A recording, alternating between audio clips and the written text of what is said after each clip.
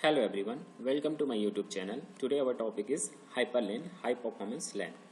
Previously हमने wireless LAN को समझा हुआ है। आज हम HyperLane की बात करेंगे। HyperLane IEEE ने जैसे WLAN को डेवलप किया था, तो सिमिलरली ETSI यूरोपियन मार्केट में ये आपका HyperLane डेवलप हो रहा था। ठीक है, इसको हाई स्पीड इंटरनेट के लिए वायरलेस मीडियम के साथ यूज़ करने के लिए डेवलप किया जा रहा था। तो ये आपका बेसिकली एडहॉक नेटवर्क के लिए डिज़ाइन हो रहा था, लेकिन ये दोनों टाइप के इन्वायरमेंट को सपोर्ट करता है। अगर हम इसकी रेंज की बात करें तो ये आपका कम्युनिकेशन के लिए 5.15 टू 5.3 गीगाहर्ट्ज़, साथ ही साथ 17.1 टू 17.3 गीगाहर्ट्ज़ स्पेक्ट्रम को यूज़ करता है। रेंज में हम देखें तो रेंज ये अप्रॉक्स 50 मीटर तक कवर करता है वायरलेस मीडियम में, और मोबिलिटी इसमें काफ़ी स्लो होती है, जैसे कि हमने वायरलेस लैन में देखा हुआ था। ठीक है, उसके रेस्पेक्ट में मोबिलिटी यहाँ पे 10 मीटर पर सेकेंड के नीचे होनी चाहिए। मोबिलिटी इन द सेंस कि अगर वायरलेस मीडियम में हम one place to another place move करके कम्युनिकेशन कर रहे हैं, तो जो वो मूविंग जो कैपेसिटी हो सकती है less than or equal to 10 metre per second तक ही होगी। ठीक है, उससे ज़्यादा स्पीड से अगर आप मूव करते हैं तो कम्युनिकेशन ब्रेक हो जाएगा। ठीक है, उसको मोबिलिटी बोलते हैं। तो इसमें लेस मोबिलिटी होती है।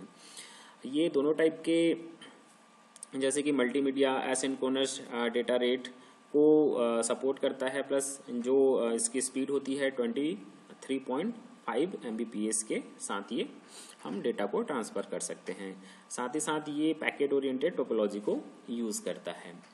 आगे बढ़ते हैं।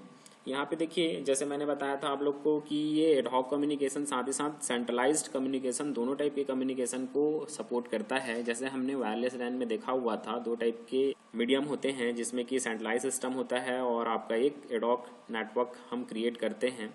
तो ये दोनों टाइप को ये भी सपोर्ट करता है। साथ ही साथ हम अगर 25 ऑडियो लिंक अगर एट अ टाइम 32 kbps की स्पीड से अगर ट्रांसफ़र कर रहे हैं तो 10 मिलीसेकेंड इसका लेटेंसी या डिलीवरी टाइम होता है। ठीक है, मतलब आपने रिक्वेस्ट डाला तो 10 मिलीसेकेंड में आपको उसका रिप्लाई मिलेगा, अगर 25 ऑडियो लिंक को 32 kbps की स्पीड से आप ट्रांसफ़र करते हैं तो। ठीक है, दूसरा अगर 25 ऑडियो लिंक्स को आप 16 kbps की स्पीड से ट्रांसफ़र कर रहे हैं तो इसका जो लेटेंसी एंड डिलीवरी टाइम जो होता है दैट इज़ 20 मिलीसेकेंड। ठीक है, after that one video link आप 2 Mbps की स्पीड से ट्रांसफ़र कर रहे हैं तो 100 मिलीसेकेंड इसका लेटेंसी और डिलीवरी टाइम होता है। ठीक है, साथ ही साथ ये आपका एसिंक्रोनस फाइल अगर आप ट्रांसफ़र कर रहे हैं तो 13.4 Mbps की स्पीड से उस फाइल को ट्रांसफ़र कर सकते हैं। ठीक है, ये इसकी कैपेसिटी है।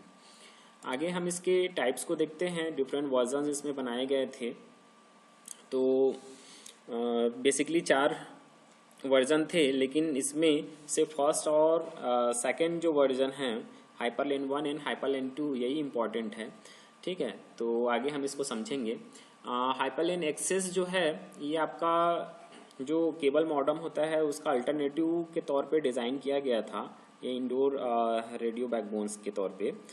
साथ ही साथ ये आपका हाइपरलेन लिंक जो है 2 हाइपरलेंस को अगर अपने को कनेक्ट करना है, अगर बड़ा नेटवर्क अपने को क्रिएट करना है तो हाइपर लिंक के कॉन्सेप्ट का यूज़ किया जाता था। क्लियर है? तो बेसिकली हम हाइपरलेन 1 और 2 को आगे समझते हैं। हाइपरलेन 1 की मैं बात करूं तो ये 1991 में स्टार्ट किया गया था, पर इसको अप्रूवल 1996 में मिला। ठीक है, तो ये फिजिकल लेयर और मीडिया एक्सेस कंट्रोल लेयर जो होता है डेटा लिंक लेयर का, ठीक है, उसको कवर करता है। और साथ ही साथ यहाँ पे एक नया सब लेयर होता है, जैसे हमने OSI मॉडल में पढ़ा हुआ है, उसके रेस्पेक्ट में एक नया सब लेयर यहाँ पे तैयार किया गया था, that is channel access and a control sub layer. ये जितने भी एक्सेस रिक्वेस्ट आते थे उनको हैंडल करने का काम करता था और उनको रिस्पॉन्स करता था। ये फीचर्स की मैं बात करूं तो फीचर्स में रेंज जैसे मैंने बताया 50 मीटर्स तक ही ये आपका सपोर्ट करता था। मोबिलिटी इसकी काफ़ी स्लो थी, 1.4 मिलीमीटर पर सेकेंड।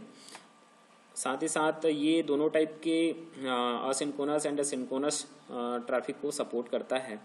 और बीट रेट 23.2 Mbps की स्पीड से हम ट्रांसमिट कर सकते हैं। साथ ही साथ फ्रीक्वेंसी रेंज की मैं बात करूं तो ये 5 GHz को सपोर्ट करता है। ठीक है, अगर हम वायरलेस कम्युनिकेशन की बात करते हैं तो किसी न किसी फ्रीक्वेंसी रेंज को, किसी फ्रीक्वेंसी के हेल्प से ही हम कम्युनिकेशन कर सकते हैं।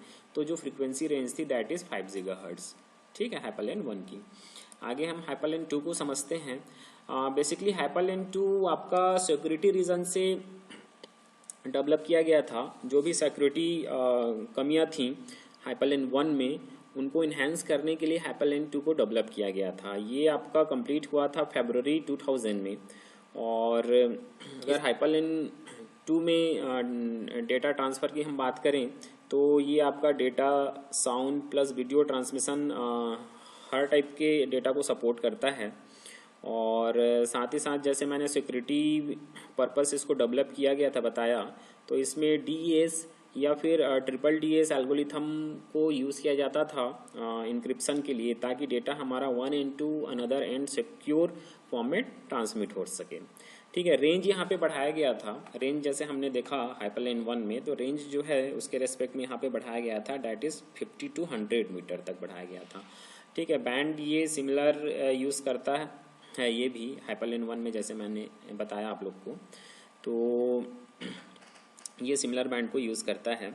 और डेटा रेट की हम बात करें तो डेटा रेट भी यहाँ पे बढ़ाया गया था, स्पीड को बढ़ाया गया था। वहाँ पे 23.2 था, तो ये आपका 54 Mbps तक डेटा रेट जो है सपोर्ट करता था। इस स्पीड तक आप डेटा को ट्रांसमिट कर सकते थे।